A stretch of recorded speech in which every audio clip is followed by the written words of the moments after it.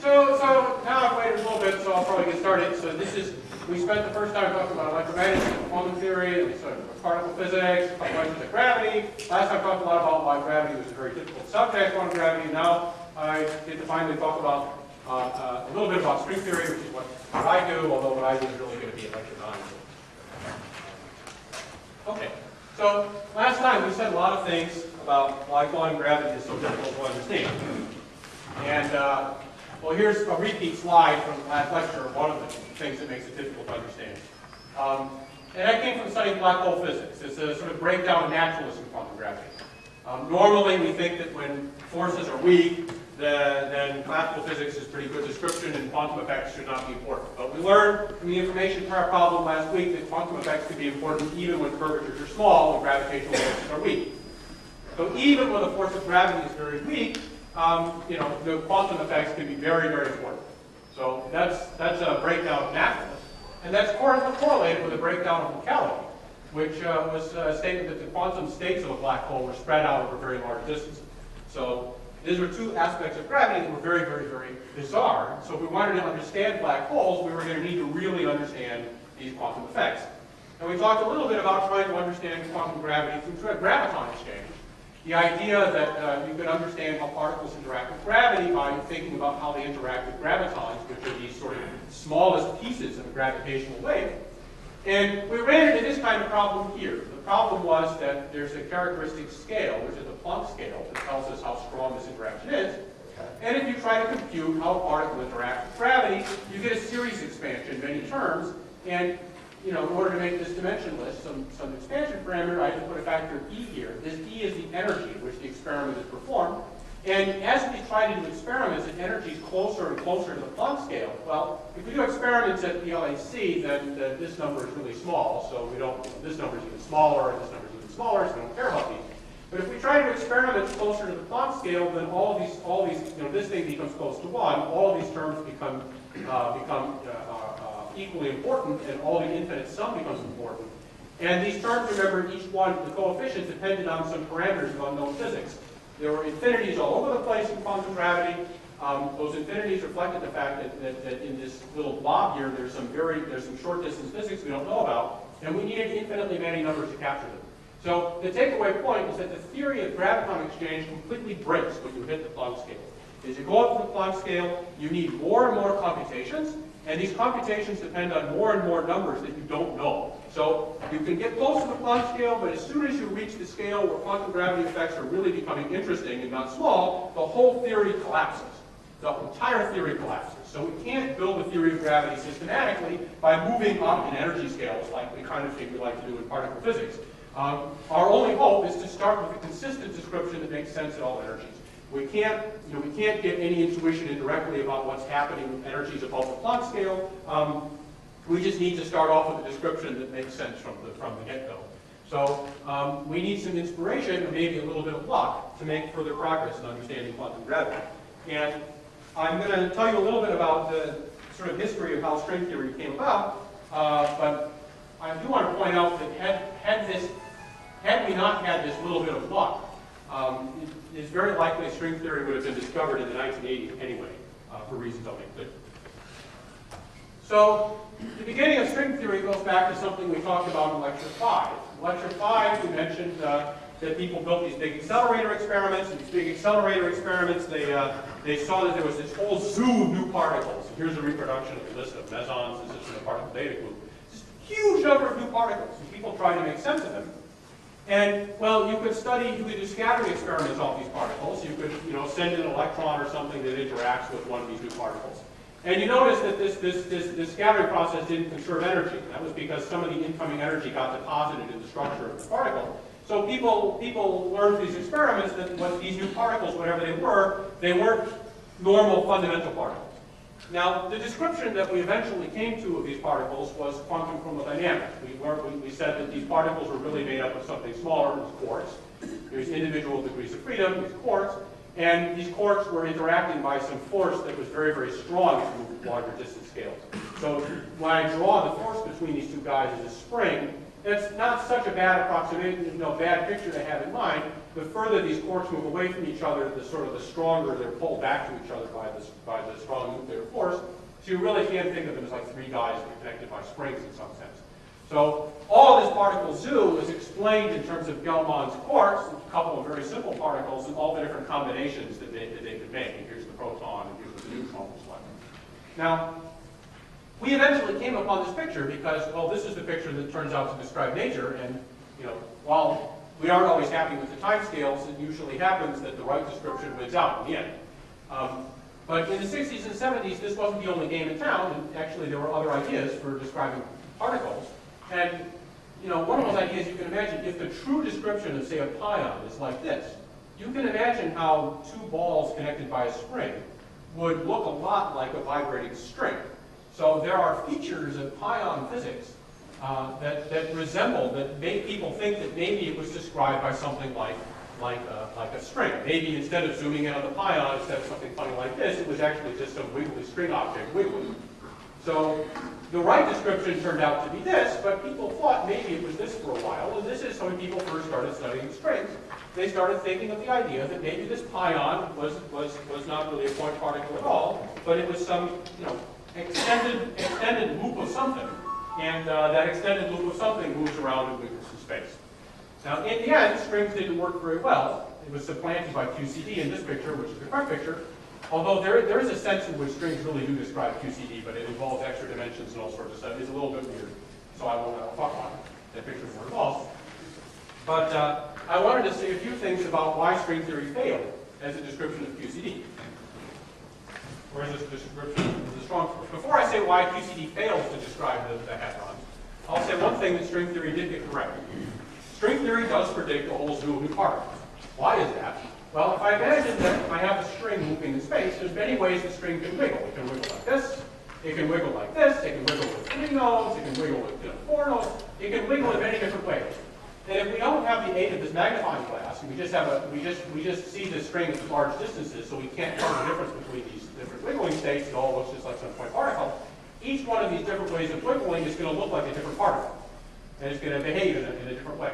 So the idea of a vibrating string does reproduce a huge zoo of new particles. So string theory got that right. So this is clear. It's like everything, this guy, if the size of the string is very small, if I look at it from far away, it will just look like a point particle. But this particle is different from this one. It will behave differently because the string is wiggling differently. So the string is able to describe a zoo of new particles. But the devil, as usual, the devil's in the details.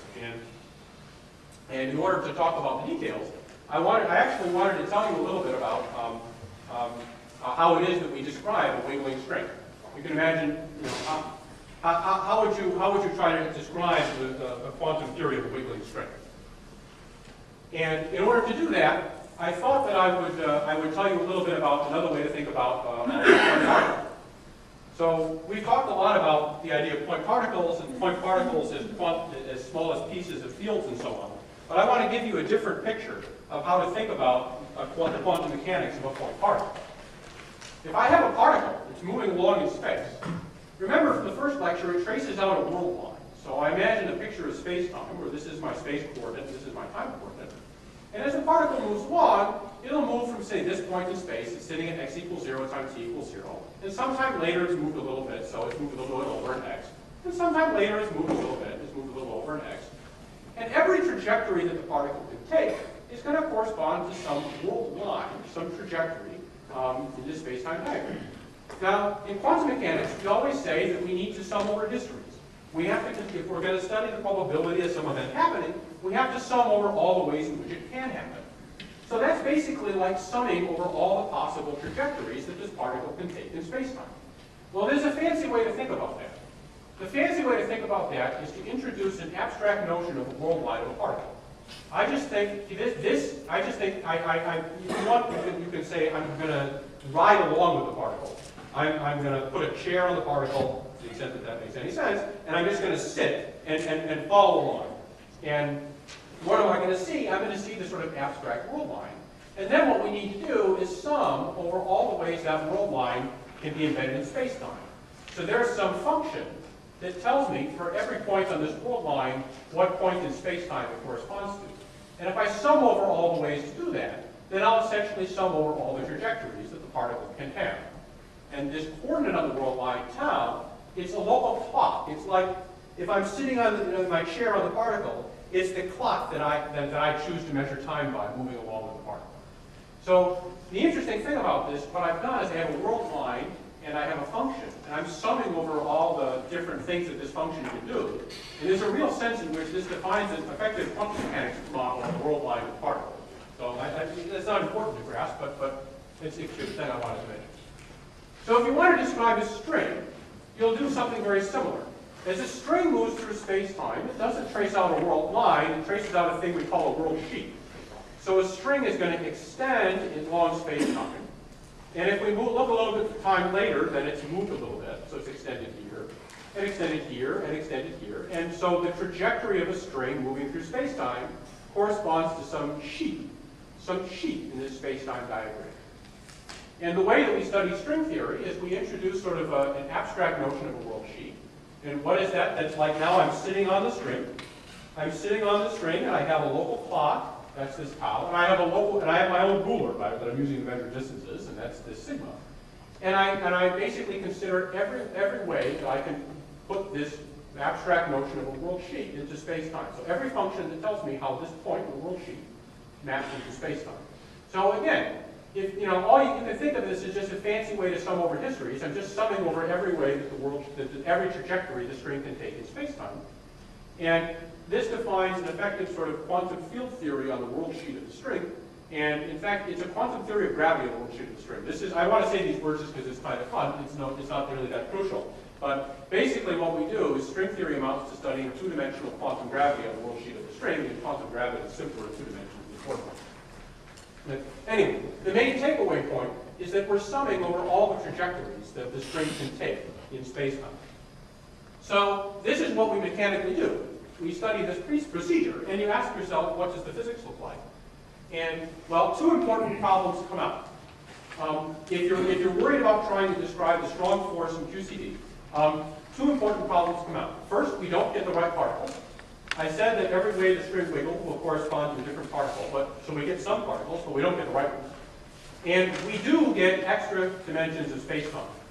And I want to talk about each of these in a little bit more detail. So we don't get the right particles. If you look at the way these guys wiggle and you look at the particles that come out, you don't have a choice. It's forced on you by this detailed structure here that I'm not going to say anything about. We get particles that are tachyons. There's an excitation of the string that behaves like a tachyon, which is a particle that moves faster than light. We said before nothing can move faster than light, and it can. The existence of a tachyon is basically saying that the theory is unstable. So there's an intrinsic instability of thickness in the theory. So already, this description of vibrating strings doesn't make any sense because they're tachyons. But even if you ignore the fact that they're tachyons, and this is kind of funny, the first course on string theory, one of the first things you do is you study the spectrum of the string, all the particles that come out from these wiggling. And the first thing you find is there's a tachyon.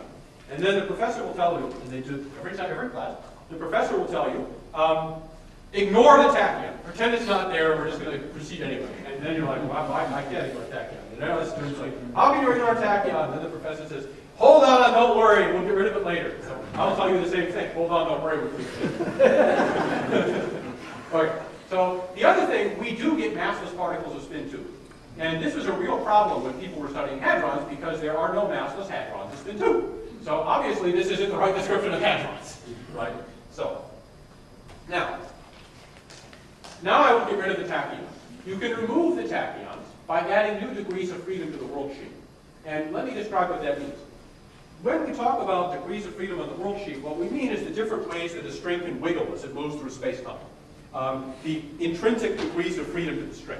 So there are 2 kinds of degrees of freedom that a moving string can have. There's one that you can see physically, where it's actually wiggling up and down and doing this kind of thing.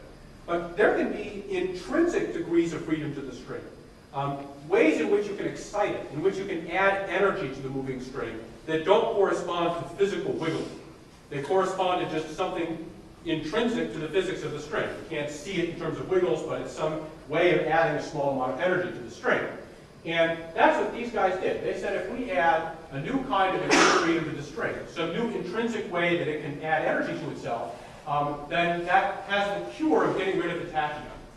And the reason I like to mention this is because this was the first appearance of anything like supersymmetry in physics. So we talked about supersymmetry in one of the lectures earlier. Adding new particles for everything is a great way to solve the hierarchy problem and all sorts of problems with the Standard Model. The origin of supersymmetry in physics was actually in string theory. This is a slightly different version of supersymmetry, but it was the first version, and it was introduced to get rid of these tachyons. So you can describe a string. It just has to have some extra degrees of freedom, but those extra degrees of freedom, they're fine. They just get rid of the tachyons. But underneath this little badge here, it said we're still stuck with the spin 2 state, so we're not going to be very successful in describing hadron physics. So that's about the particles. I wanted to say now something about the fact that we get extra dimensions. So I said before, we study strings. We have to introduce coordinates in the world sheet, and there's all this stuff, and there's some quantum mechanics going on.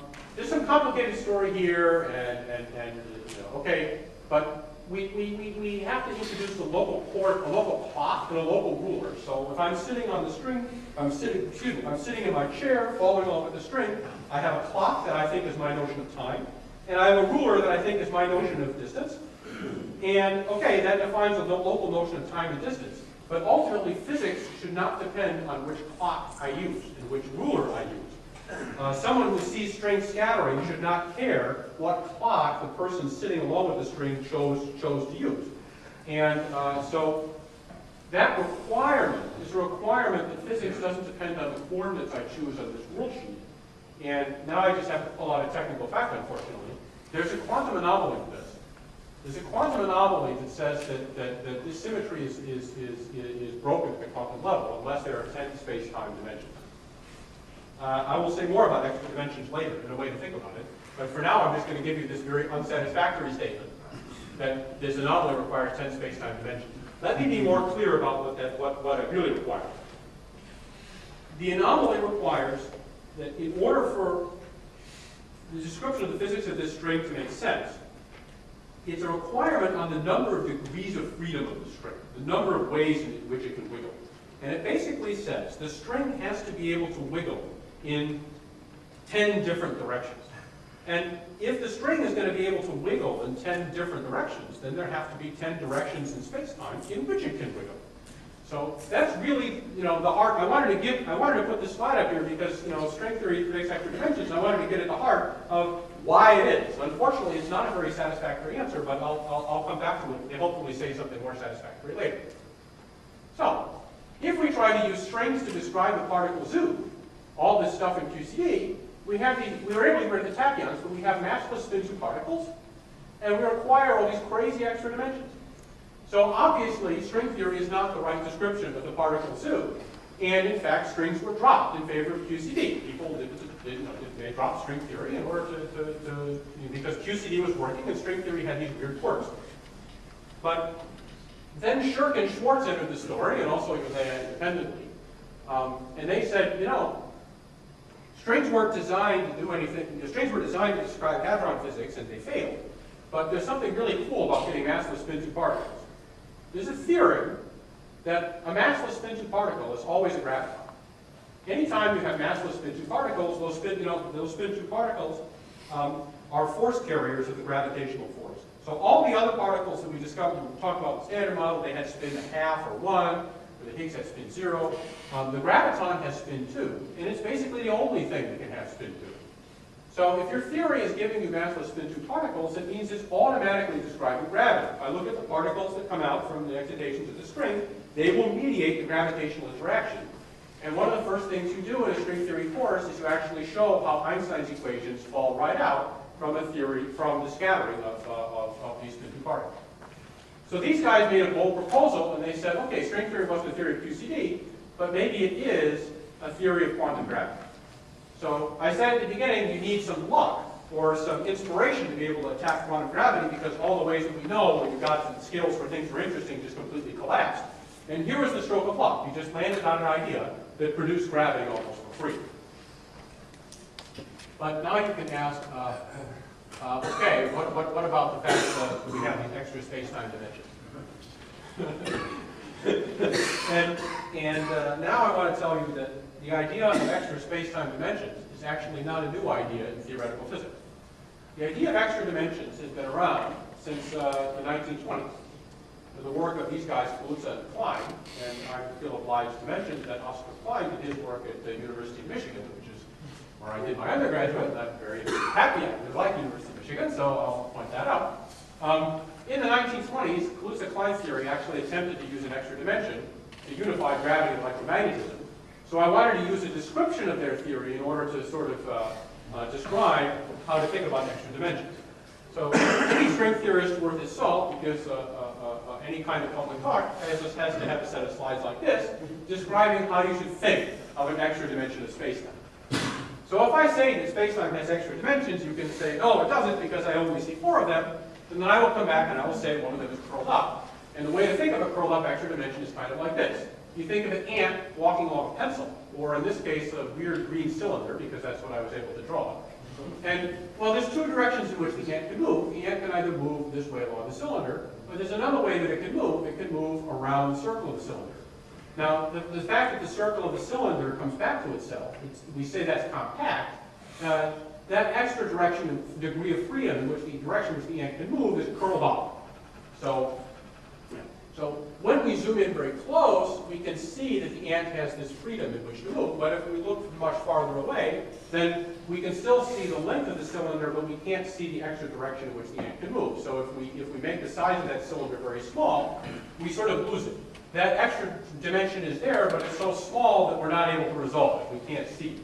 So it looks to us like the ant can only move left and right, although really the ant could in principle move around the cylinder. So extra dimensions are basically just work like this, and the idea of the Kaluza-Klein theory was to think of the following picture. We have our 4-dimensional world, and if you zoomed in very close at any point in our 4-dimensional world, you would find that there was a new direction you could move at every point in space.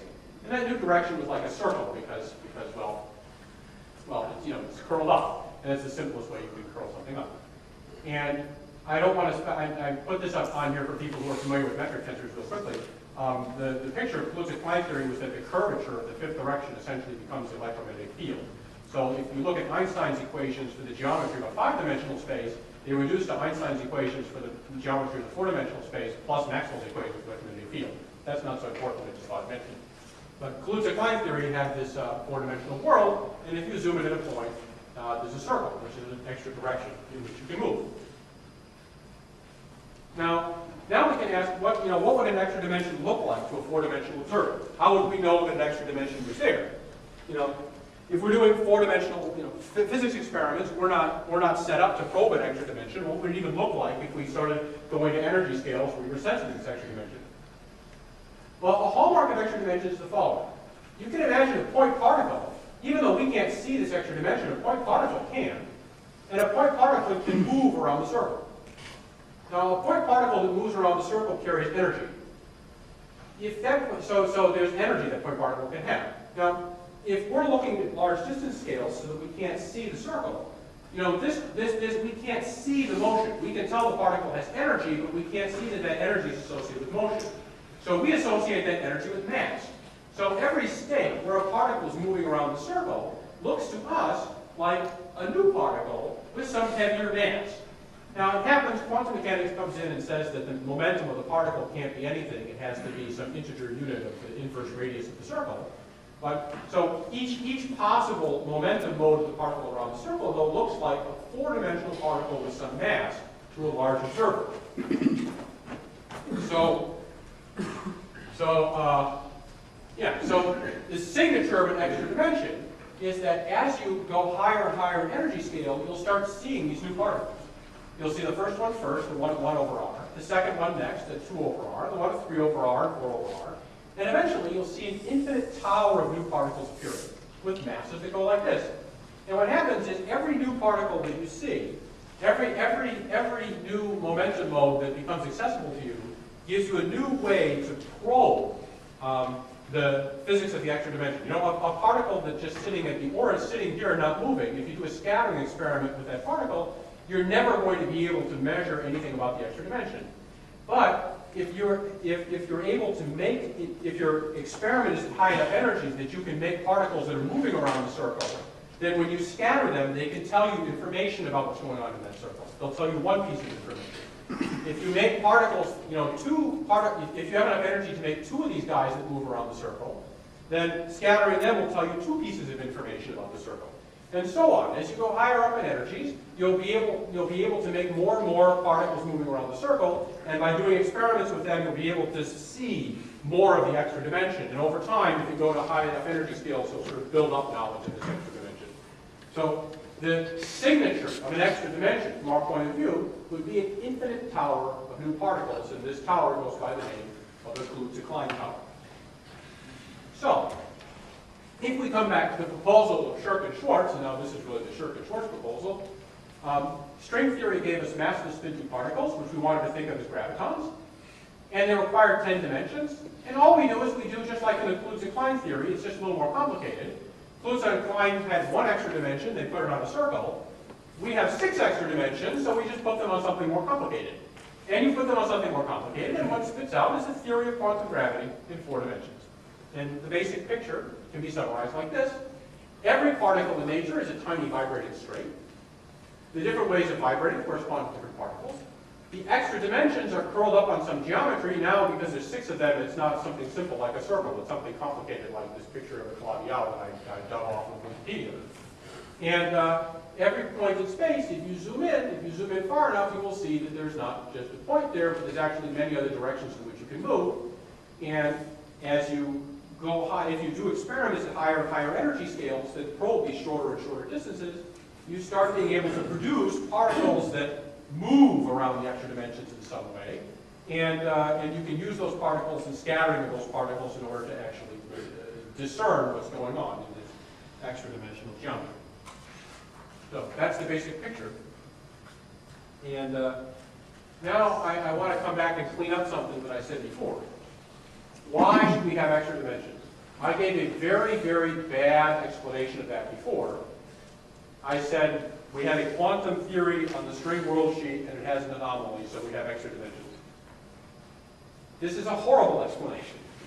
It's a terrible explanation. It's not intuitive at all. And the problem, and I've asked people, I've been asked and I've asked people, how can you explain the fact that we have extra dimensions in string theory? Why should we have extra dimensions? Like, without using these words, quantum anomaly, and all this garbage. And the sad thing is, they're really, I don't know a simple explanation. And that puts a frowny face here, but I really don't. And I don't know anybody who does. Maybe they do.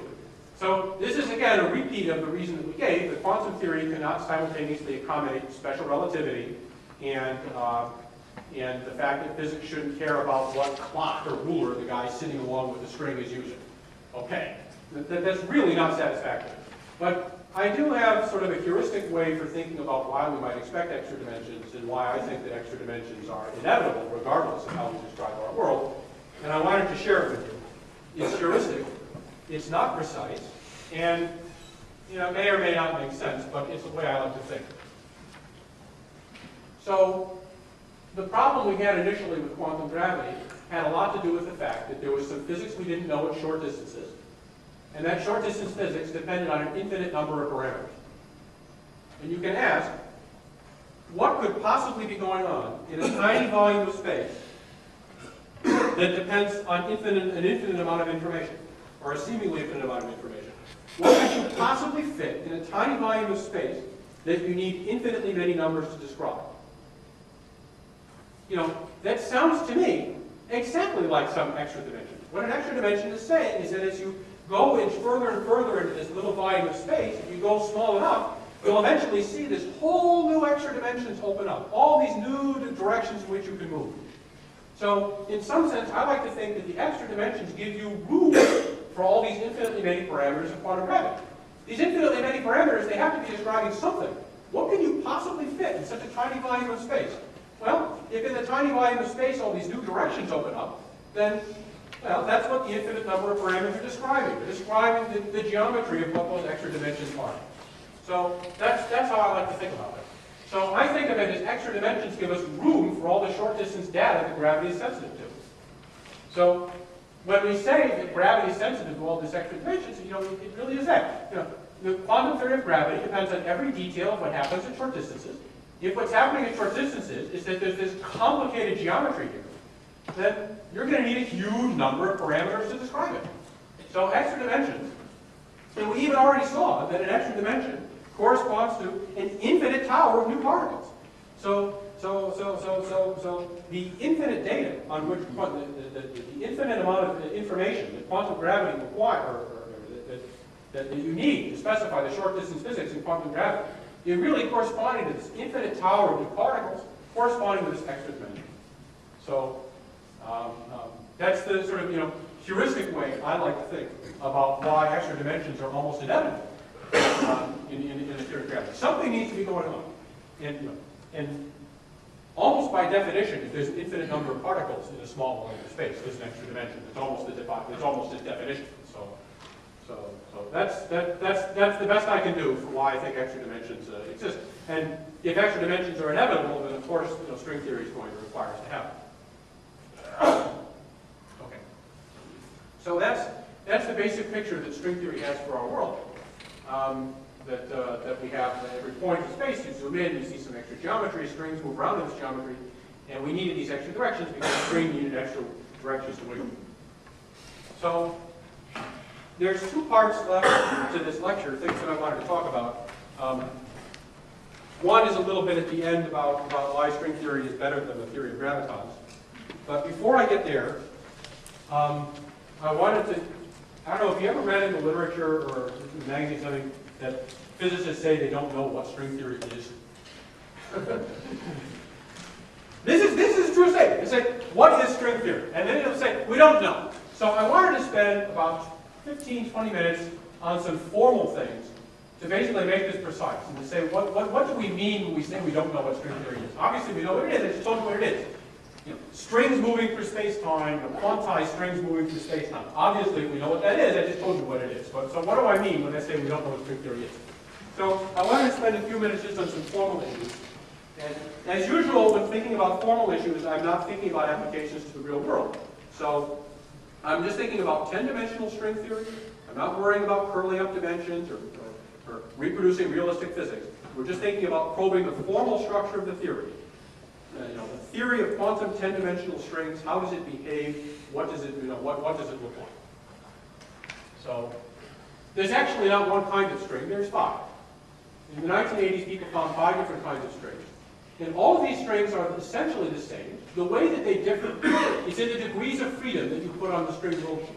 That is to say, as I said, there's different ways a string can wiggle. It can physically wiggle in space-time, or there can be some intrinsic degrees of freedom, ways of exciting the string that don't correspond to physically wiggling, but correspond to just something else, something intrinsic to the string. And these 5 different kinds of string theory, they all differ in intrinsic degrees of freedom that you can excite on a string. So that's they're all fundamentally the same. It's just the degrees of freedom that are intrinsic to the string are a little bit different. They all have supersymmetry. So supersymmetry is from string theory. They all have gravity. And you can ask if we're missing any, and the answer is probably not, and there's a pretty good reason why. So each of these strings is 10-dimensional. It has supersymmetry. It has gravity. And, excuse me. So each one, therefore, at low energies, should look like an ordinary 10-dimensional theory of supergravity, which is a supersymmetric gravitational theory. And this is my opportunity to tell you about something a little bit cultural. In the 1980s, when people were thinking about string theory as a theory of quantum gravity, it also wasn't the only game in town. There was a community of people who were just trying to build ordinary theories of gravity with supersymmetry. That's why it has this fancy acronym, SUGRA. There's a whole community of people doing this. And they both thought they were doing different things. String theory was trying to get gravity out of vibrating strings, and these guys were just trying to do ordinary quantum field theory of gravity. It's an interesting bit of sociology there. The string theorists, the dominant string theorists were all at Princeton. And the dominant gravity people were all at Texas A&M, College Station. And it's not a knock on Texas A&M. They actually have a very great theoretical physics group there. They have a benefactor, oil magnet is a benefactor now. It's a beautiful building. fantastic thing. But it is reflective of the fact that in the 80s, string theory well, all the big wigs were very much into string theory, and the supergravity people were, in a sense, kicked to the corner, which is at least as I understand it, as big as the time. As I'm told, they were kind of kicked to the corner, which is a very bad thing to do. But it turned out everybody was doing the same thing, because if you thought for just a second, string theory is describing gravity in 10 dimensions in supersymmetry. Then at low energies, it should look like an ordinary theory of gravity with supersymmetry. And indeed, these supergravity theories are all just describing the low energy physics of string theory. Now, the reason I bring this up is because, well, it's very hard to build gravity theories with supersymmetry.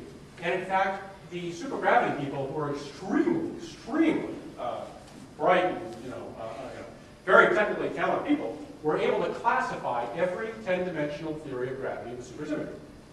There are only 3.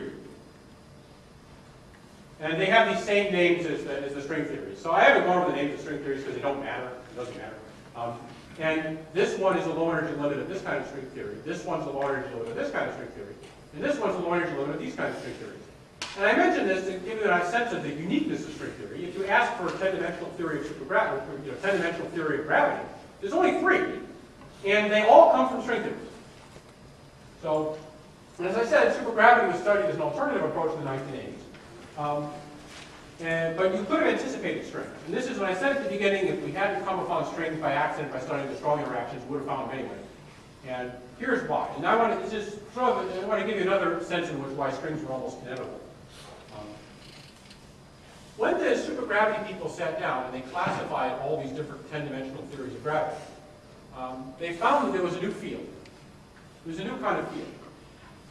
So ordinary standard model has the electromagnetic field. I haven't written it this way before, but I have to this lecture. And they call it A mu. It's the vector potential. And the thing to note is that it's called A, and it has 1 index. It has 1 index. And so naturally, when the supergravity people found that they need a different kind of field with 2 indices, they called it B. Okay, A has 1 index, B has 2 indices. Now, the electromagnetic field is special.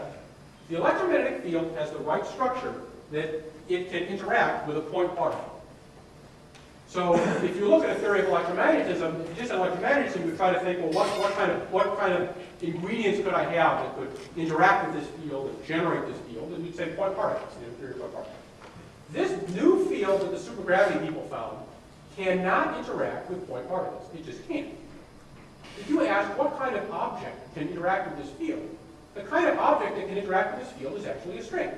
And in fact, this field is the field that's sourced by a string. Just like a point particle generates electric fields, a charged particle, a string generates some kind of field. It's a source for some kind of field, and it's a source for exactly this field B. So if people had studied supergravity, people eventually would have said, oh, well, this B field is around, what can couple to it? And they would have been led to strings naturally. So in order to have sources for the fields of supergravity, in order to have things that couple to the fields of supergravity, you would have to have strings. I mention this because there's a curious fact. I said there are 3 gravity theories in 10 dimensions with supersymmetry. There's actually only one in 11 dimensions. It's unique. And there are none in more than 11 dimensions. And that led the supergravity community to think this thing was special. And it is. Anytime something's unique, it's special. And this 11-dimensional theory doesn't have a B field. It has a different field with 3 indices, and they called it C. You can see the pattern. The next one would have been D if it exists. And the fact that it has 3 indices means it doesn't couple to strings, but it couples to membranes. And if you've ever heard what M theory is a name that's applied to the physics of these moving membranes. There's a reason that membranes are much harder to study than strings, so there's not much we can say about this. There's some things, but not much. And 11-dimensional supergravity is the low energy limit of this M theory. And that allows me to draw this picture that every string theorist have, and I think it was first drawn by this guy, Ed Whitten, who's one of the most brilliant theoretical physicists like ever. It's very rare when you have somebody like Ed Whitten, who is a great theoretical physicist, who wins the biggest award in another field. He won the Fields Medal, which is basically the mathematical equivalent of the Nobel Prize for work related to knot theory. So you see this kind of picture. So the M theory, which is a theory of membranes, and then here's the different string theories, and every one of them is a low energy limit to supergravity, and so this web picture actually means something. And what I wanted to do was try to explain a little bit what this picture means, because this picture has everything to do with why we don't know what string theory is. There's a thing called the duality revolution of the 1990s that revealed that every one of these different string theories was the corner of something more fundamental. And that more fundamental thing is given the name M theory. People speculated that Ed called this M theory because M is an upside-down W. But Ed claims it stands for membrane, possibly, because of the membrane. It could stand for matrix, or mother, it's the mother theory, or something like that. But I wanted to give some flavor for what this diagram means. And I'm going to do that by talking about one of these dualities. And I'm going to talk about the most famous one and the first one we learn about, of course. It's called T-duality. So now I'm going to emphasize again, remember, we're just investigating the formal properties of the theories. We're not worried about being in 4 dimensions or anything. I'm going to imagine taking one of these 10-dimensional strings and let me curl up 1 dimension. So I have a 9-dimensional world and a circle. This gives me a theory in 9 dimensions. What can I say about this theory? Well, just like a particle could move around the circle and carry some momentum, a string can move around the circle and carry some momentum. So to a 9-dimensional observer, there's going to be a bunch of new particles. Remember, every time a string moves around the circle, it carries momentum. A 9-dimensional observer can't see that motion, so it thinks of the energy of that motion as the mass and interprets it as some new particle. So a 9-dimensional observer will see a number of 9-dimensional particles, all of different mass, corresponding to the string moving around at different speeds. But a string can do something that a particle can't. A string can also wrap around the circle. And if a string is wrapped around the circle, there's energy in that wrapping because the string carries tension. And so a string that's wrapped once around the circle will look like a particle with some mass to a 9-dimensional observer. A string that wraps twice around the circle will look like a particle of twice that mass to a 9-dimensional observer. And so on and so forth. So someone at 9 dimensions here is going to see a whole bunch of particles, our friend the Kaluza-Klein tower, with masses that go like 1 over the radius of the circle. And they're going to see a whole bunch of particles corresponding to winding strings, whose masses are proportional to the radius of the circle. And now I'm going to make the very deep observation that if I flip the radius, if I take r to 1 over r, then the spectrum of particles stays the same. Because if I replace this r, if I take this r from downstairs and put it upstairs, then I get just reproduce these guys. If I take this r and put it downstairs, reproduce these guys. So if I switch r and 1 over r, these two things interchange, but the set of particles that a 9-dimensional observer sees are the same. And in fact, this equivalence is something much deeper. If you put the string on a big circle, then the theory that you get is actually equivalent, it turns out, in every way to what you get by putting the string on a small circle. These two theories are exactly equivalent. Every experiment you do here will give the same answer as an experiment that you do here. You think over here, as the circle gets bigger, you should see the extra direction in which you can move, and you do. How do you see it? As the circle gets bigger, the masses of these particles become smaller. They become easier to produce in experiments. And the more of these you can produce in experiments, the more you can probe the structure of the circle. But the same thing is true over here. As the circle gets smaller, these particles are not accessible to you, but these ones are. You can start producing, you can start producing these in experiments. You can start producing these in experiments, and through them probe the extra direction of the circle. So in every sense, these two are the same. I have to be a little bit more careful. If you do it more carefully, it's actually 2 different string theories. The thing I call type 2A string theory on the big circle is the same as the thing I call type 2B theory on the small circle. So this is a statement that the physics that comes, and this should say a 9D world, I'm sorry, that the physics that comes from the type 2A string theory on a big circle is equivalent in every way to the physics from the type 2B string on a small circle. Now, I have to point out that the size of this circle is not a parameter. It's not a number on a shoe. It's dynamic. It's intrinsic to the theory. In principle, there's something that I could do here. I could, kick the theory in some way. I could do some perturbation that actually changes the radius. So I can physically, dynamically go from this picture to this picture, which is telling me that this kind of string and this kind of string are not really fundamentally different They're just two descriptions of two different points in the space of some deeper, bigger theory. So I can dynamically, by physically kicking something, I can physically go from a description of 2A strings to a description of 2B strings. So they can't be different. They're just, when the circle is big, the right way to describe this is with the 2A string. When the circle becomes smaller, then the right way becomes to describe it with 2B string. It's just the two different descriptions of the same thing. And that is what's going on in this diagram. This diagram is a much more intricate version of what I just described. There's some deeper theory with some big configuration space. It depends on the size and the internal geometry and all that. And in some places in the configuration space, there's a nice way to describe it in terms of strings moving, and that's what these corner guys are. In this region of configuration space, we can describe everything we see, all the experiments we perform with the so-called type 2B string. If I go to some other place, if I change the size of the extra dimensions or something, or I do something crazy, then I might get to a place where the way to describe the experiments I see is with the type 2A string. But there's this whole soup of stuff in here which isn't really readily described by any strings. It's described by something else, and we don't really know what it is. So even though we can talk about strings moving in spacetime and some type 2A strings, we know that that's describing the limit, just one limit, of something much deeper. There's a deep structure here, and when people say that we don't know what string theory is, they don't mean that we don't know how to talk about string scattering experiments and so on in some corner here. They mean that we don't know what this deeper structure is. It's something that in various limits looks like strings, where the way to describe the experiments we see looks like we can describe it by thinking that the particles are made of strings. But what's really going on is a mystery, and it's something we don't have any control over. Okay, so that's the end of the formal part. I didn't want to send anyone with that. I just thought I should draw this diagram and mention something about duality. Again, because I'm trying to say things here that you're not going to read in some of these books because you read the books.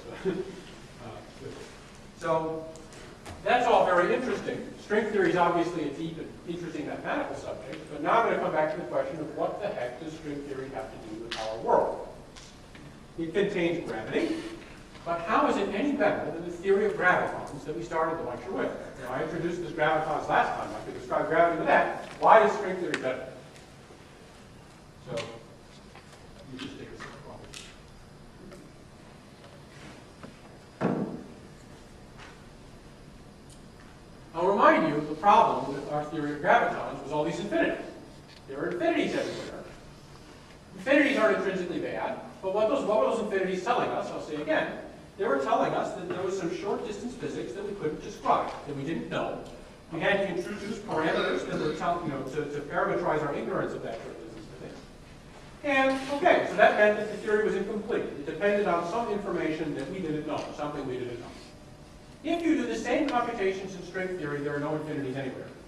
Every one of those computations is finite. Why did that happen? Roughly speaking, that happens because string theory takes the idea of an interaction at point 5, where there's a sort of singular point here. This point is a bit singular. And it smooths it out. Instead, you have two strings coming together, and they sort of come together. There's no single point here where the interaction is happening. It's spread out over this region.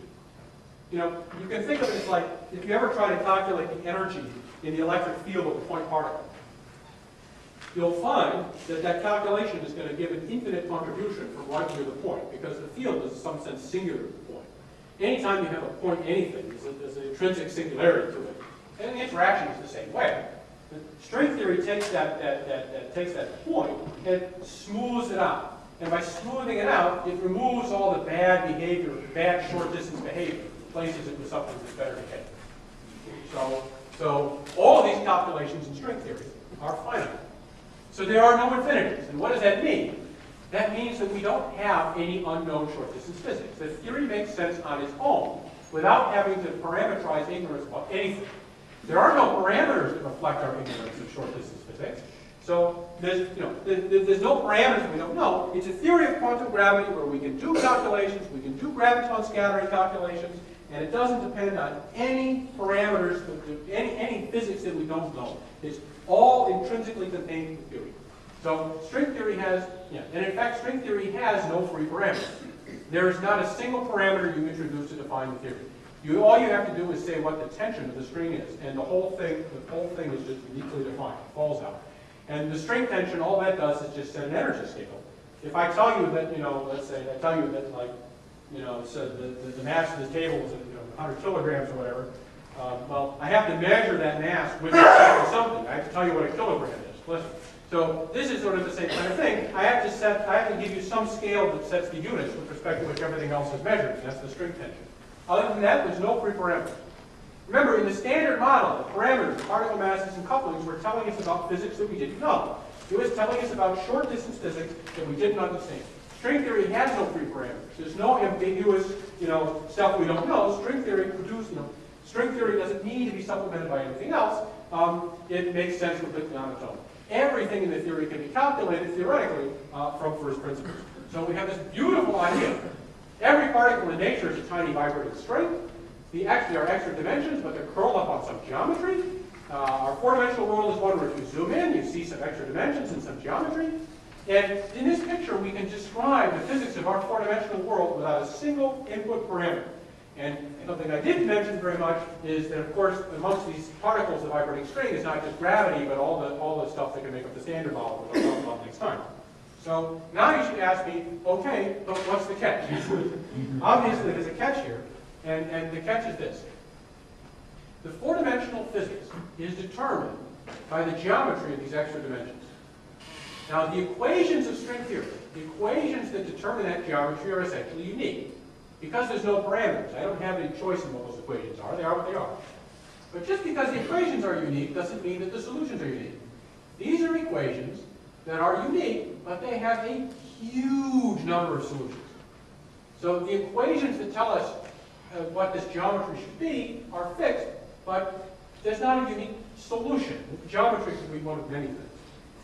Our hope, so every different solution leads to different four-dimensional physics. And our hope is that, well, some geometry will produce the standard model. Question mark, because we don't know if that happens or not. But there are going to be lots of other geometries, ways that those extra dimensions can look, and they'll give something else. And who knows what they give? If you give something great, maybe you give, something not right. So there's actually a let me skip. I want to skip this and go back to landscape. So there's a thing that we call the string landscape. You can think of this. It's the set of all particle physics models that come out of some string geometry. So every point in this box, and I drew this picture here because landscape is nice. Every point in this box corresponds to some choice of string geometry that gives rise to a particle physics theory at low energies. In the standard model, a lot of them won't look like the standard model. They'll look like something horribly different. Now, every point in this box corresponds to a different geometry you can choose for the string compactification, and will result in different four-dimensional physics. Now, there's a rough estimate, and I actually was trying to find out where this number first appeared in an actual physics paper, and I couldn't find it. I saw things close to it, all over the place, 10 to the 400, 800, whatever, but there's an estimate that there are roughly 10 to the 500, at least, consistent geometries that you can use for string theory. This is a 1 followed by 500 zeros. Huge number. I've been trying to write the zeros sometimes. I didn't attempt this one. The whole page. So it's a huge number. So when people say that string theory has a hard time making connections with the experiment, part of it is because of this. We know that this framework is nice, it's unique, it's predictive, it's all this stuff. The equations are unique. So all we got to do is solve the equations, find the geometry, and then it'll describe the world. But the problem is that, well, there's 10 to the 500 different solutions to those equations. 10 to the 500 different geometries. Only one of them describes our world. Which one is it? How can we hope to learn anything? This is such a huge, complicated problem. All these different solutions. How can we hope to get any handle on it? And, that's the subject of next time. I'll talk about some of the various strategies that people are taking to try to get a handle on these structures. So, just to summarize quickly, string theory was originally studied as a model of hadrons and the different ways of wiggling corresponding to different particles. There's no proper theory, it's not the right theory of hadrons, it's massless neutral particles extra dimensions, but then we say the massless neutral particles are part of gravity, the ways of wiggling particles in standard model, the extra dimensions are curled up, and then I just form this kind of a string theory and then string theory normal. So I hope you come back next time to the lecture, and I can tell you about how we try to make sense of the string landscape. Thanks.